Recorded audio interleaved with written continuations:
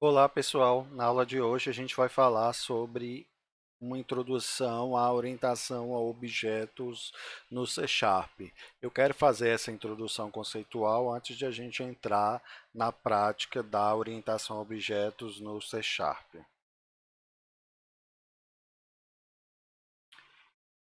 Então, o que é orientação a objetos? Orientação a objetos ele é um paradigma de programação, é uma forma de programar os sistemas.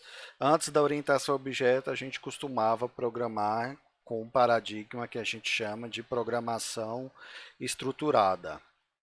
Aí a programação estruturada ela tinha vários problemas, como muita repetição de código e uma falta de uma padronização na organização do código. Quando você precisava mexer num pedaço do código, não era tão simples você saber onde procurar. Às vezes você tinha que abrir vários arquivos de funções para saber onde é que estava aquele pedaço do código onde você teria que mexer. Aí, devido a esses problemas, o pessoal criou o paradigma da orientação a objetos. Mas por que orientação a objetos? Porque o pessoal que criou esse paradigma, eles pensaram que tudo que a gente olha no mundo real, a gente vê são objetos. Por exemplo, uma lâmpada é um objeto, um computador, um foguete, um carro, um telefone, são tudo objetos. Nós, seres humanos, quando estamos crescendo, desenvolvendo da fase da infância e desenvolvendo, a gente começa a aprender sobre o mundo reparando os objetos e como esses objetos eles representam e se comportam dentro do mundo. Então é natural para o ser humano pensar que tudo ao seu redor em termos de objeto. Na natureza, cada objeto tem suas características. A gente verifica que todos os objetos têm as suas características e têm o seu comportamento, suas ações no mundo. O que seria características? São, se eu tenho, por exemplo, um guarda-chuva, qual característica que ele tem? Por exemplo, uma cor. E qual comportamento, o que é que o guarda-chuva ele faz dentro do mundo real. Por exemplo, ele abre o guarda-chuva, ele fecha. Então, essa ideia de observar os objetos ao redor, observar as características e o comportamento, as ações desse objeto no mundo, que deu a ideia da orientação a objetos. Então, a gente descreve tudo na orientação a objetos olhando as características que a gente chama, dentro da orientação a objetos, a gente chama essas características de atributos ou campos, e também as ações, o comportamento desse objeto no mundo. Dentro da orientação a objetos, o comportamento a gente chama de método. Então, são dois conceitos que eu quero que vocês guardem na memória. Características são os atributos ou campos e o comportamento, as ações do objeto são os métodos, certo?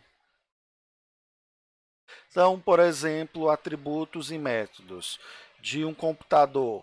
O que é que seria um atributo, característica de um computador? Alguns exemplos poderiam ser a cor, a marca, a placa.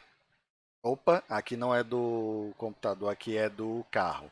O cor, a marca, a placa, o chassi, a quantidade de portas, etc. São todas características, atributos de um carro.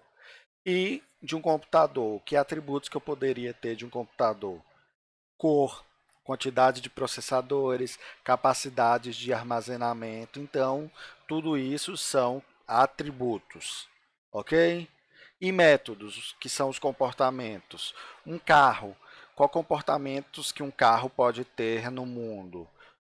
Exemplos: acelerar, frear, virar à esquerda. E um computador, exibir na tela algo, processar, desligar, ligar. Então, eu quero que vocês entendam, eu acredito que deve ter ficado claro, o que é um atributo, o que é um método desses objetos. Eu acredito que se vocês olharem agora ao redor, onde vocês estiverem, vocês podem fazer esse exercício de olhar para um objeto, pensar quais, se eu fosse modelar isso no meu programa, no mundo real, que característica esses objetos têm? Que comportamento que esse objeto tem? Você pode olhar para qualquer coisa ao seu redor agora nesse momento e fazer esse exercício mental, ok? E o que, que vem a ser a programação orientada a objetos? A programação orientada a objeto é pegar essa ideia de como o mundo real ele é representado em forma de objetos, atributos e métodos e usar isso para poder modelar softwares no mundo real. Então, na hora que eu estiver criando os meus programas, eu vou utilizar essas ideias. Na próxima aula, a gente vai para a parte prática disso, ok? E o que são classes e objetos? Eu falei até agora de objetos, o que é um objeto, mas um objeto ele está relacionado a classes.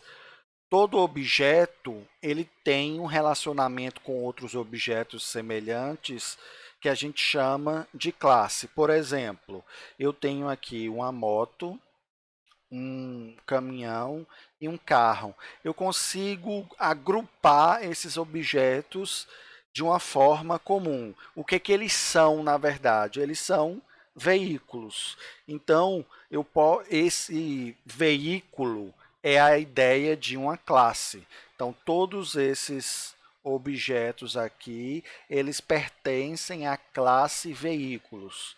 Ok? Então, todos os objetos eles estão relacionados a classes. Objetos de uma mesma classe têm os mesmos atributos e os mesmos métodos. E a diferença entre o valor dos atributos é o que a gente chama de estado. No próximo slide eu consigo explicar um pouco melhor. Então eu tenho aqui os meus 3 objetos. Qual é a minha classe aqui que eu falei com vocês? É veículos. Então, o que é que eu falei? Todos os objetos da mesma classe têm os mesmos atributos. Eu separei aqui alguns atributos de exemplo. Por exemplo, quantidade de rodas é um atributo. Esses veículos, eles têm uma quantidade de rodas? Tem. Quantidade de passageiros. Então, é um atributo da classe veículo e todos os objetos têm esses mesmos atributos. Velocidade máxima. Todos esses objetos também têm esse atributo velocidade máxima. O que é que muda entre esses objetos? É o valor que cada um dele tem para cada atributo. Esse valor dos atributos de um objeto, eu chamo isso de estado. Então, por exemplo, se eu olhar aqui para a moto, qual é o estado da moto nesse exato momento? 2 rodas, 2 quantidade de passageiros, 120 quilômetros a velocidade máxima. Isso é o estado. O estado é o conjunto dos valores dos atributos de um objeto naquele determinado momento. Então, cada objeto desse ele tem valores diferentes para os seus atributos, mas todos eles têm os mesmos atributos. Todos eles são da classe veículo e eu falei o que no slide anterior?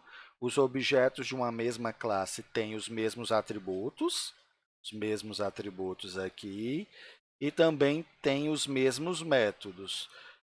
Quais são os métodos que eu separei aqui para esses objetos, para a classe veículo? Então, todo objeto da classe veículo ele vai poder acelerar, frear, passar marcha, algo do tipo. Então, é essa forma de pensar o mundo, de separar as informações do mundo, que a gente vai utilizar para criar o nosso programa orientado a objeto. A gente normalmente vai começar identificando as classes. Depois a gente vai identificar os atributos e os métodos e no final criar os objetos. Eu espero que tenha ficado claro para vocês até agora as ideias do que é um atributo, do que é um estado, do que é um método. entender orientação a objetos leva um pouco de tempo, então é normal que demore um pouco mesmo, mas na prática, fazendo os exercícios, estudando, vocês vão conseguir pegar essas ideias na cabeça, ok? Eu trouxe aqui mais um exemplo aqui de peixes.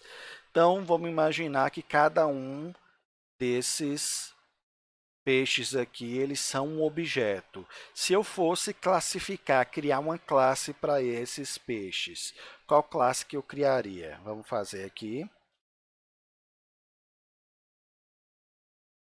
Então, que classe eu criaria aqui para esses peixes?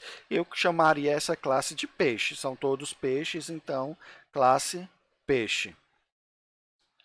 Que atributos eu poderia identificar para esses peixes? O que é que minha classe peixe ela tem que atributos? Pode ter, por exemplo, tamanho, peso, cores. Eu poderia estar modelando no meu software quais as cores que esses peixes têm predominantes, etc. Ok, tá bom essas três.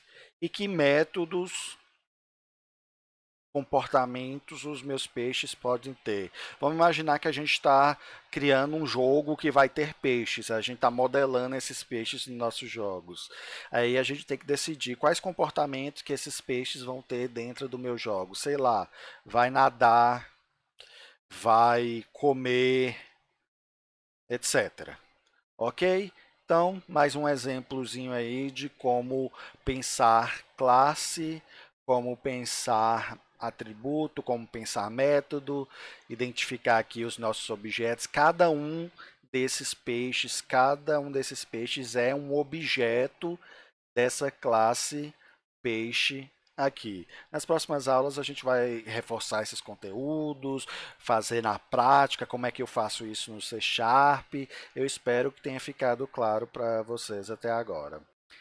Então, obrigado e até a próxima aula.